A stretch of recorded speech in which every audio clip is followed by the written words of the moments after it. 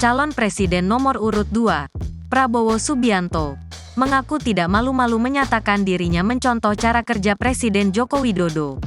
Prabowo mengatakan pernyataan ini bukan untuk menjilat. Saya memang pernah bertanding dengan beliau, bersaing dengan beliau, tapi saya tidak pernah benci dengan beliau. Bahkan sekarang saya sangat sayang sama beliau saudara-saudara, kata Prabowo dalam sambutannya dalam acara deklarasi dukungan Matahari Pagi di Kertanegara 4, Jakarta Selatan, Sabtu, tanggal 18 November tahun 2023. Saya tidak malu-malu mengatakan saya saksi beliau berjuang untuk rakyat Indonesia. Beliau berjuang tiap hari untuk rakyat Indonesia. Saya tidak malu-malu, saya tidak menjilat, sambungnya. Prabowo menilai Jokowi telah berhasil dalam memimpin Indonesia. Hal itu, kata dia, terbukti di bawah kepemimpinan Jokowi. Bangsa Indonesia paling cepat terbebas dari pandemi COVID-19. Ini diakui oleh PBB, diakui oleh WHO. Kita dulu suka dipandang sebelah mata oleh banyak negara lain. Mereka meramalkan kita kolaps, tapi ternyata kita tidak kolaps. Kita bersatu.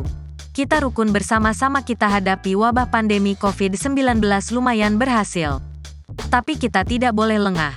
Kita boleh kurangi kewaspadaan kita, jelasnya. Menteri Pertahanan itu mengatakan ingin merangkul seluruh rakyat Indonesia. Dia pun akan mengikuti cara kerja Jokowi. Kita akan ikuti contohnya Jokowi.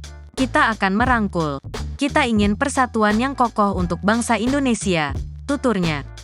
Lebih lanjut, Prabowo pun menuturkan jika Indonesia memiliki sumber daya alam yang melimpah.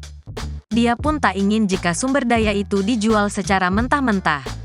Betapa besar kekayaan bangsa Indonesia dan untuk itu Pak Jokowi sudah mencanangkan. Kita tidak mau lagi jual kekayaan kita murah ke luar negeri, ucap dia. Kita tidak akan mengizinkan sumber daya alam dijual mentah, tidak. Kita ingin membangun pabrik-pabrik, kita ingin membangun smelter-smelter, kilang-kilang.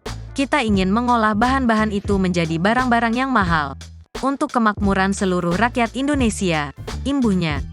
Selain itu, dia juga ingin membuat mobil buatan Indonesia sendiri. Dia mengaku tak ingin Indonesia hanya menjadi pekerja kasar.